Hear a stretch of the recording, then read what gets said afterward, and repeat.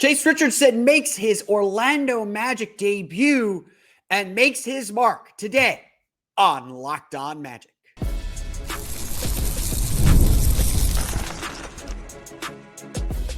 You are Locked On Magic, your daily Orlando Magic podcast, part of the Locked On Podcast Network, your team every day. And you are indeed Locked On Magic. Today is July 11th, 2025. My name is Philip Rossman-Reich. I'm the senior writer over at OrlandoMagicDaily.com. You can, of course, follow me on Twitter at PhilipR_OMD and on Blue Sky at PhilipRR. On today's episode of Locked On Magic, Jase Richardson makes his Orlando Magic debut and makes his mark. We'll talk about what he showed the Orlando Magic and why that's important. Plus, things we can maybe think about as we begin to dive into Summer League. We're going to get to all that coming up here in just a moment. But first, we want to thank you again for making Locked On Magic your first listen of the day. We truly appreciate you making Locked On Magic part of your day every day, or however often you make us part of your day. We want you to be part of our everyday crew. Subscribe, download, listen for 5 days a week through the end of Summer League. Check it out today. It's all part of Locked On Podcast Network, your team every day. Today's episode of Locked On Magic is brought to you by Game Time. Download the Game Time app, create an account, and use code LOCKEDONNBA for $20 off your first purchase. Comparison is the thief of joy. That's been a theme all week. Let's not go crazy about thinking about what others can do compared to what you can do. Let's focus on what we have. That stuff matters. Think about what you have, what you've got. That stuff matters. And so, yes, Nick Clifford had a nice game. 17 points, 5 for 12 shooting. Was pick before the Orlando Magic picked in the first round.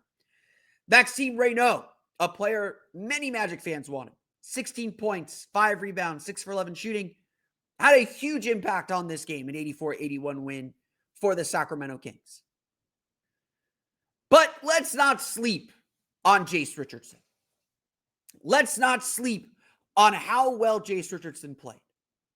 Because while the numbers don't show us everything, and the numbers don't scream, this guy made a huge impact on the game. The reality is, as I warn you every time, watch the games. Because Jase Richardson gave the Orlando Magic exactly what they were looking for in their first game. They wanted to see someone who was going to compete, pick up full court, be into the ball, be physical, give his all. And yes, I think Jase's shortcomings were on display, but once he got comfortable, once he kind of found a rhythm, Jase Richardson delivered everything the Magic could ask for. Opening play of the game or second possession of the game, drains a three-pointer off the dribble. Doesn't force a lot of things.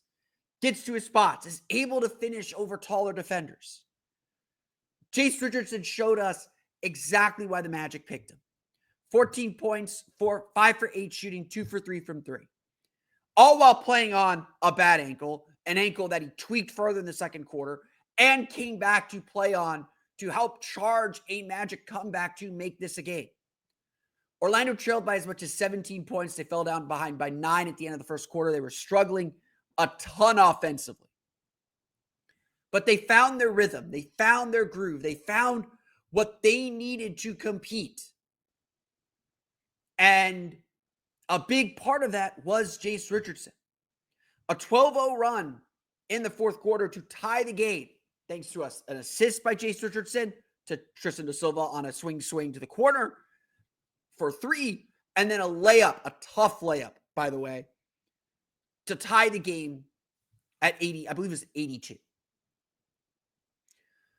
No, wouldn't be 82 because Magic only scored 81 points. At 79 or 78. The Magic saw a lot from their new point guard. They saw a lot from Jase Richardson. And again, the numbers aren't going to completely show it. He's still got things to work on. And yes, there are still things to be concerned about. The size is a real thing. but it didn't stop him from defending hard. It didn't stop him from being competitive. And at this point, as a basis, as a beginning of things for the Orlando Magic, that's a start. That's where the Magic can get things going. That's where the Magic can build on things. Jase was as advertised as a shooter. When Jase Richardson got the ball and looked to shoot, he was making it. When he got to the rim, he was going to finish and be competitive with his finishes. And look, let's not pretend otherwise. This is not an NBA team. Maxime Reynaud is a very nice player. He'll probably be coming off the bench for the Sacramento Kings, but this is still very much a summer league game. And this game felt like a summer league game. So I don't want to read so much into it. But if this is the level of focus, maybe not focus, but level of intensity, level of enthusiasm, level of energy that Jase Richardson's going to play with, he's going to make his mark. Like I said yesterday when we talked about Summer League, we talked about what this team can expect or what this team needs to see in Summer League. Like I said yesterday, it's not about the stats. Like Jase Richardson put up those numbers. They were good. He hit a 3 at the buzzer. So, 11 turned to 14 very quickly. And that was stirred on the team in scoring. Jase did a lot of really good things. But it's not about the stats. It's not about the numbers. It's about watching the game and feeling that impact. It's about seeing, does this player fit on an NBA floor? Now, look, Jase needs more games. He's not done here. He's going to build on this. We'll see what he looks like against other rookies in Saturday's game against Brooklyn. I believe they played Brooklyn on Saturday. We'll see what he looks like. Going up against Nolan Traore, a guy that I really liked in the draft process, had a nice game on Thursday. We'll see how he builds on this game. And again, I think he'll play Saturday. He did tweak his ankle again. But I'll say this, having watched the game, you felt Jase's impact. You felt his hustle. And yeah, he fouled a lot. Yeah, the Magic didn't always put him in the best position, switching a lot. He ended up guarding Maxime Reynaud a few times. Not ideal. But you felt his impact. You felt his energy. And I think for a first game, for a first Summer League game, that is all you can ask for. Like I always say, Summer League doesn't tell you who can play, it tells you who can't play. And look, we're going to get to the box score at the end of the show. There are a lot of Magic players on this Summer League roster that cannot play. Fortunately, none of them are players we care about. No offense to those guys. Work hard. You'll get your chance. Have another game. Played better as the game went on, which I think is always a good thing. Jase Richardson looked like he belonged. He looked like he can hold his own on that court, that he will find a way to contribute, that he will find a way to make something happen. And I think that's the most important thing we need to see. That's the biggest thing for this Magic team.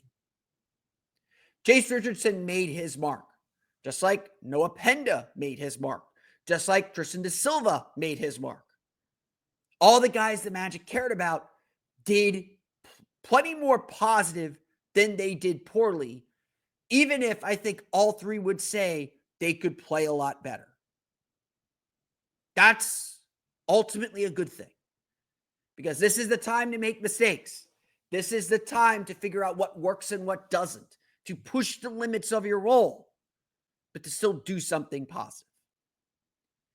And for a debut game for Jase Richardson, the Magic saw plenty of what they need to see. To that point, then, I think it's time to take a step back from Summer League. We'll get back to the box score. We'll get back to this game toward the end of the show. Let's take a step back and figure out what we learned about how this Magic team is actually going to play. Changes to the offense that were slightly noticeable coming up here in just a moment. But first, today's episode of Locked On Magic is brought to you by our friends over at Game Time. Have you ever decided at the last minute to head to the ball game with friends or family? Maybe it's game day and you suddenly realize you got to be there. You got to be in the stands. That's exactly where Game Time comes in. It's the easiest way to grab last minute tickets without the stress. With the money you save on tickets, you can splurge on food, drinks, merch, or even invite a bigger group to come with you. Game Time makes it possible.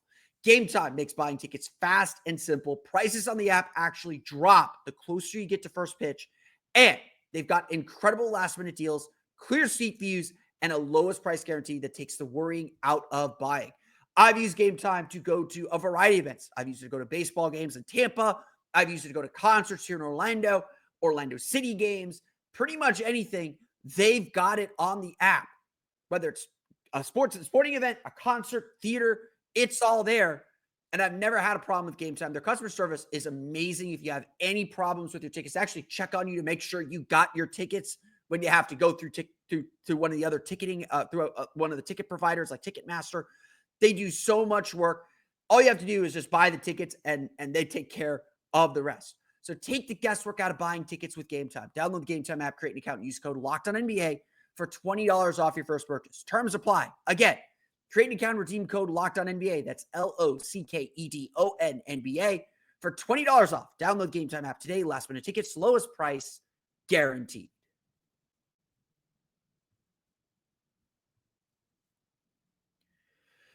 We have not talked on this show yet about the rumored coaching changes happening in Orlando. We have not, and again, like I tend to be hesitant on this because even me, who's pretty plugged in, don't always know the roles and responsibilities of every coach. So I don't want to assign something to one coach that isn't his responsibility. But here's what we know.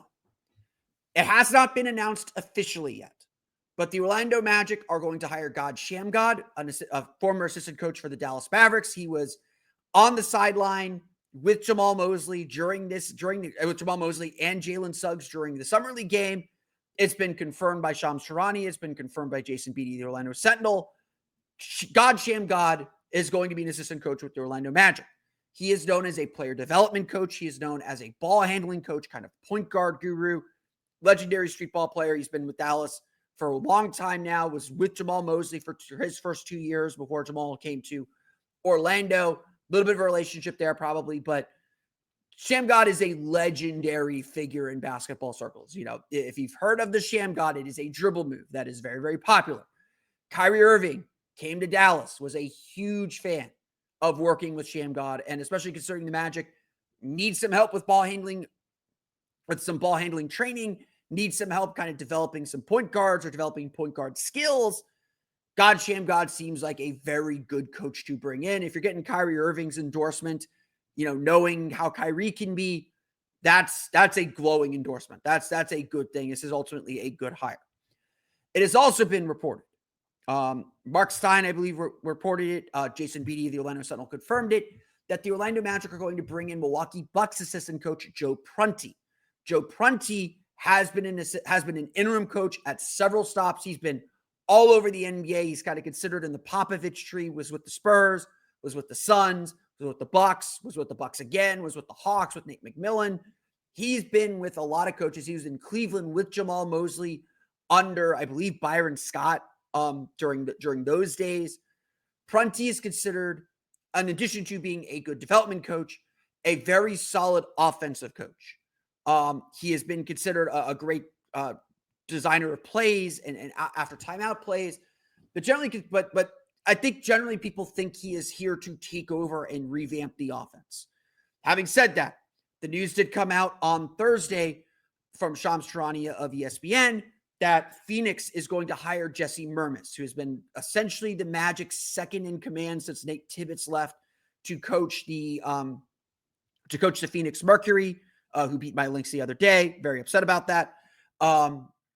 If they're 16-3 now, so you know we're steaming over those losses. Jesse Mermis has generally been considered the offensive coordinator. I don't know how true that is. Like Dale Osborne is is kind of the defensive architect for the Magic and the defensive coordinator essentially. But I don't even know if that's how the Magic phrase their coaching responsibilities. Again, Dale Osborne is generally credited with the defense, just like Nate Tibbetts was credited with the offense. And just, I don't know how much of that is true. Ultimately, it all falls on Jamal Mosley to be a better offensive coach and to install a system that works. And so that's kind of the intriguing part of Summer League. Because look, the Summer Magic do not have Paolo Banchero and Franz Wagner. There were a lot of times during the first half, especially when Orlando was struggling to score, where I was just like, this team needs Paolo Banchero or Franz Wagner. As much as Tristan Da Silva, who we'll talk about here in a minute, was trying to get things going, or Ethan Thompson especially was trying to get things going. Ethan Thompson and Tristan Da Silva are not Paolo Banchero and Franz Wagner. They're not even Desmond Bane and Jalen Suggs. And so I would caution that what you do in Summer League is really the bones of what the team wants to do in the regular season. They have a week and a half. They don't have enough time to get into nitty-gritty details, but it's still important to, as Jeff Weltman loves to put it, indoctrinate their young players that are going to be on the roster into the style of play, the thought processes, the kind of things the Magic want to do. And so what we're seeing on the Summer League court is almost like what we would see in the regular season. It's a stripped down version of what we're going to see. And so, look, 81 points, not a lot. Magic had a sub 100 offensive rating in this game. They really struggled from three. It was not pretty.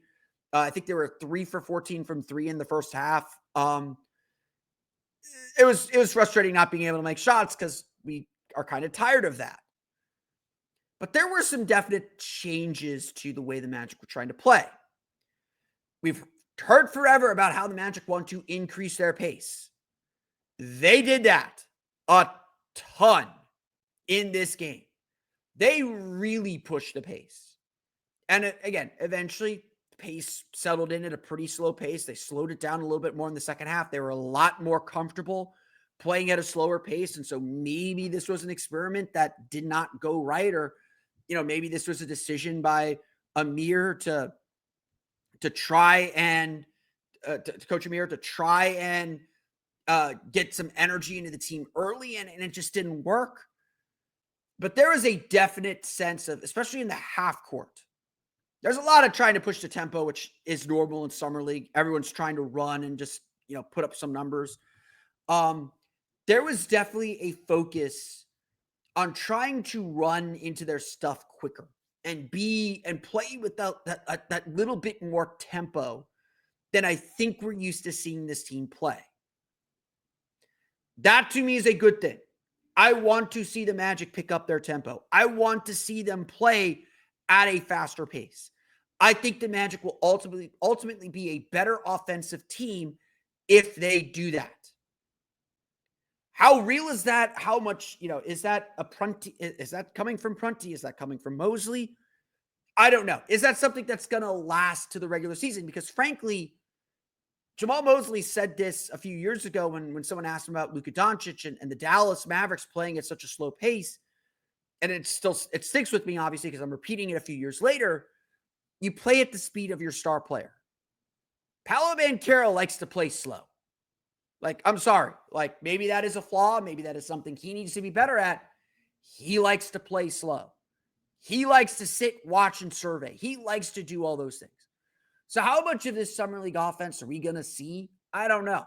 I really don't. I'm not sure. But I will say this.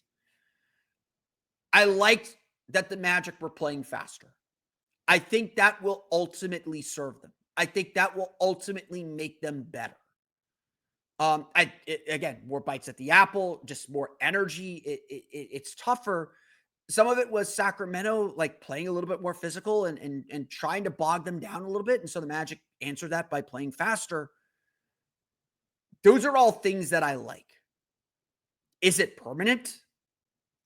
I don't know. I honestly don't know. But I do like the direction that it's headed.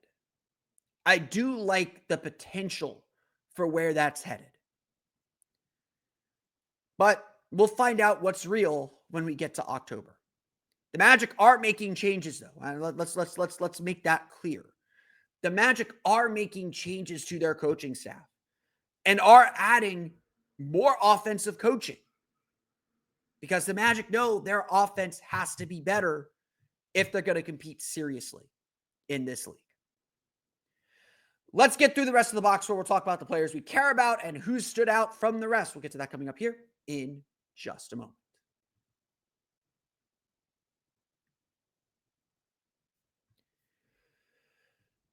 So let's talk about the rest of the team. We talked about Jase Richardson giving the rookie his fair shake, first round pick. If you're the first round pick, you get the attention that you deserve. Congratulations. This is what you get for a summer league game, first debut. You look good. Look, Jase Richardson looked really, really good. Again, the numbers may not scream he was awesome. 14 points, 5 for 8 shooting, 2 for 3 from 3. But for a first game, playing on a bum ankle, playing maybe a smaller role than I think we anticipated because he wasn't really playing much point guard. I thought Jase made an impact. I loved his energy. I loved his fight. That's a big thing for this team. I think they want to show that they can fight, that they'll be competitive. So I did like the way that he played at the end of the day. And look, this is a first game. I want the second game to be better. I want you to get progressively better until you're shut down. One player that probably should be shut down, but I think he'll play one more game, is Tristan Da Silva. I love Tristan Da Silva's game. 19 points, 8 for 15 shooting, 2 for 6 from 3, 7 rebounds, 5 assists. The message that we've been getting from the Magic throughout the course of Summer League prep, and Tristan Da Silva echoed this as well, is they want Tristan Da Silva to be aggressive. They want him to hunt for a shot. They want him to be assertive. They want him to lead. He is the veteran of the group. He has been in the NBA now for a year. He started a lot of games. They want him to look like he knows what he's doing and to really push what he can do. And I would say early on, Tristan looked uncomfortable with this. I just don't think it's in his nature to be that kind of a player. And that's fair. That's fine. That's not the end of the world. That's not what the Magic are going to ask him to do. Like, you got to be aggressive when you need to be aggressive, but the Magic don't want him doing a ton of stuff with the roster that they have. He's a bit player. He's a spread shooter. He's a defender. The game really turned when he started playing aggressively, though. Orlando fell behind by 17 in the first half. They looked dead in the water. Couldn't make a shot in the first quarter. Bench group was bad. It just didn't have much offensive kick to it. Turned the ball over a ton. Orlando ended with 14 turnovers. I think they had 9 of them in the first half. Let me double check that I actually have the box score in front of me. They had nine in the first half. Summer League, you're going to turn the ball over. Tristan came in the second quarter and made some shots, and I thought really calmed them down. And from there, you could just kind of see Tristan get more comfortable, get more confident, get more aggressive. He really settled the team down, and I think deserves a lot of credit. Again, 19 points, 8 for 15 shooting, 2 for 6 from 3, 7 rebounds. Not a stat line that's going to make you go, oh, this is a future star or anything, but the kind of stat line that was just solid. And again, Tristan is not one to force a lot of things. He had 3 turnovers. He forced some things. And honestly, I don't care about that so much. One of them, he dribbled into traffic, but he would never try to do that in a regular game. And I'd rather see him just have that mindset of I'm going to score. That's fine. I'm cool with that right now. And this, again, this is the chance. This is the time to experiment, to make those mistakes, to understand the limits of your role. His role on this team is to be aggressive, to be the leader. And I thought he led this team really, really well. It wasn't just offensively, by the way. I mentioned Nick Clifford had 17 points, and he had huge baskets toward the end of the game. Nick Clifford was very, very good. Nick Clifford was guarded primarily by Tristan Da Silva. He only had 1 point at the half, 0 for 4 shooting. A lot of his scoring came in the fourth quarter. He had 11 points. But generally, when Tristan Da Silva was guarding his former Colorado teammate, Nick Clifford, I thought he locked him down. I thought that Nick just could not get to his spots, could not really get anywhere when Tristan was on him. So I'm not sitting here saying like Tristan Da Silva is some lockdown defender for the future or anything like that, but I thought he led the team in effort and just consistency and set the tone for this team moving forward. So I was like, this was a great game for Tristan Da Silva. If the Magic decided they've seen enough, I would not blame them and I wouldn't be upset about that. I do think he should play one more game at least, but he looked like the best player on the floor. No offense to Maxime Reynaud, no offense to Nick Clifford, who both had really nice games. Tristan Da Silva looked like the best player on the floor. It's just not in his nature to assert himself. And I think that's what the Magic are trying to coax a little bit more out of him during this week. Noah Penda. Noah Penda was the first to say after the game that he needs to play better. And I'm not going to disagree with him there. 8 points, 4 for 9 shooting, 0 for 3 from 3, 3 rebounds, 4 assists. Overall, like not a great game. He looked like a second-round pick. He looked like he was extremely raw. He looked like he was just over his skis. If you get that analogy, he just looked like he was going a little too fast in the first half, especially. And again, first summer league game, he's a rookie. He's really, really raw. I think the Magic gave him a green light to shoot threes. He was 0 for 3. I like that he was not hesitant about shooting those threes, but that's just not there for him yet. And again, this is the time to make those mistakes. If I'm the Magic, I say, yeah, take threes. If you're open, take them. Don't think twice. We want to see where you're at. Take those shots. I thought Penda was just a little too antsy early in the game. Second half, he was awesome. I thought he was more balanced. You could see how he could use his physicality and his body to muscle guys out. And if he could keep his balance after he bumps, he's going to finish. A lot more active around the rim. I thought defensively he was pretty solid. Looked a little stiff sometimes on the perimeter against quicker guys, but he uses his body and his size really well to catch up and eliminate any speed advantages. There's something there.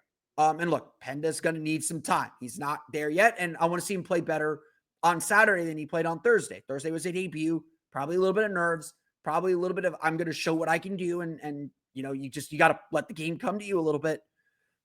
There were really good moments for Noah Penda. Again, something to build on. Let's use this as a stepping stone. This is not the complete picture. Let's keep building. Let's keep growing because he's got a long journey ahead of him. And there is very clearly something there. Like you can see it. And again, watch the games, go watch highlights, watch the games. There is something there to build off of, but it's going to take a little effort. We're not quite there yet. So I really like the way that he played. Ethan Thompson, Magic two-way guy, really big opportunity for Ethan Thompson. I think, obviously Magic fans haven't seen a lot of him because he didn't play last year, even though he's on a two-way contract. Ethan was just trying to do too much. That's the best way I can say it. 16 points, 4 for 10 shooting, 3 for 6 from 3, 5 for 5 from the foul line. Pretty good numbers there. Had 3 turnovers, same as Tristan Da Silva, so I don't want to bang on him too much for that. 7 fouls, which summer league, we're going to live with that. I thought that Ethan, frustratingly so at times, because frankly, Ethan Thompson isn't my priority in what I'm watching. He just looked like he was trying to score. And he's been called a professional scorer. And look, he can put the ball in the basket. That's a good thing. 3 threes is awesome. We need that. The Magic need that desperately. I just thought that he just tried to do too much. That he's trying to show everything off instead of just, again, letting the game come to him. Just forcing some things. I didn't really love the way that he played. Again, he took the ball out of Jase Richardson's hands a little bit. The Magic tied the game in the fourth quarter. They had the ball. They were down by 2. And Thompson took a really bad three-pointer. And Sacramento came back, made a basket, made it a 4-point game. And that was the game. And so there are just some shot decisions I didn't love from him. I would hope to see a more composed game. But look, Ethan Thompson has come a long way as a three-point shooter. He has really developed that part of his game. And that's put him on the doorstep of the NBA. So, again, there's something there. I'm not going to throw a guy out after one game. Certainly my priorities might be different than what the Magic's priorities are and what they want to see. So I'm going to give that benefit of the doubt, but mixed bag for Ethan Thompson. I'm not as high on Ethan Thompson as I was coming into this game. And certainly I'm, talking about how great I thought Jase, Noah, and Tristan played. Did not feel the same about Ethan Thompson. You may disagree with that. You may say, oh, no, he played fine. It's just like, I don't know. Maybe my expectations were wrong. Should have warned about this. I think I did yesterday. The rest of the Magic Summer League roster, not that great. Kyler Kelly got the start at center and was just a non-factor. Had 10 rebounds, so he had some good boards, but he really struggled early on in the game with Maxime Reynaud. I didn't love how he played. Scala Bissier is the really only player to talk about off the bench. 14 points, 5 for 8 shooting, 5 rebounds, 2 blocks, 2 highlight-worthy dunks, just a ton of energy. He was the best center on the team. The Magic were +9 with him on the floor. Only 3 players were positive plus-minus. Labissiere, Penda, and Jase. Labissiere was essentially when Kyler Kelly, team worst -12. When Kyler Kelly was on the court, the Sacramento Kings were able to attack the basket, and the Magic really could not do much. When the BCA was on the court, the Magic were really good. Look, and Scala BCA is a former NBA player. He does not have two-way eligibility. You'd only be able to sign him to a roster spot. The Magic do not have the money to do that right now. And so it just all feels like a Pyrrhic victory almost. Really, no one off the Magic's bench did much. The only other player who scored off the bench was Jalen Crutcher. He had 6 points on 2 for 6 shooting, made 2 of 5 3-pointers. Those 2 threes were big. But no one really stood out off the bench for the Magic. And that is frustrating to say the least. It's frustrating to say the least. Because you want to see guys develop and see guys that can help fill out Osceola and potentially win two-way spots. And, again, I mentioned Scala BCA does not have two-way eligibility anymore. He's played in the NBA for too long. That isn't on the roster right now. That just isn't here. And so, again, I think I've been very critical of the way the Magic used a two-way contract, the way the Magic used second-round picks. Loved what they did with Noah Penda. I think that was the exact way to use second-round picks.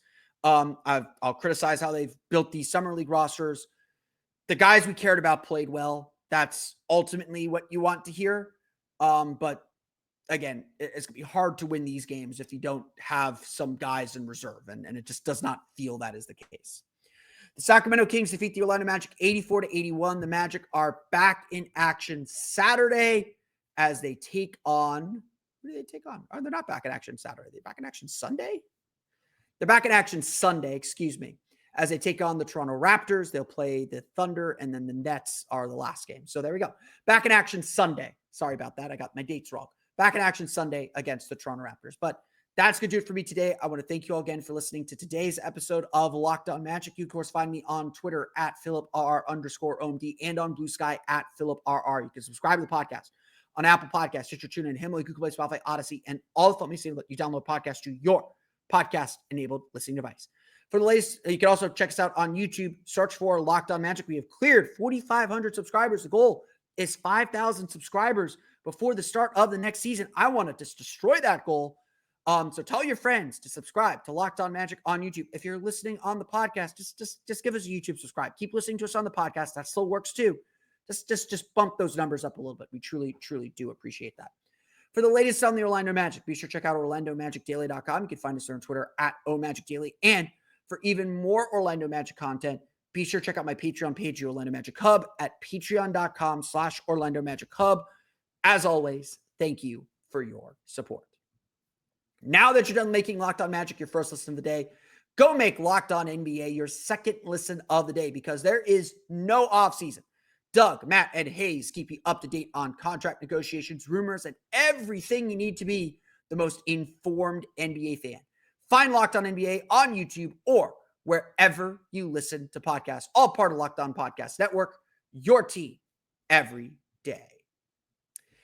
That's going to do it for me today, though. I want to thank you all again for listening to today's episode of Locked On Magic. We'll be back Monday. We'll recap whenever the game is. It's Sunday.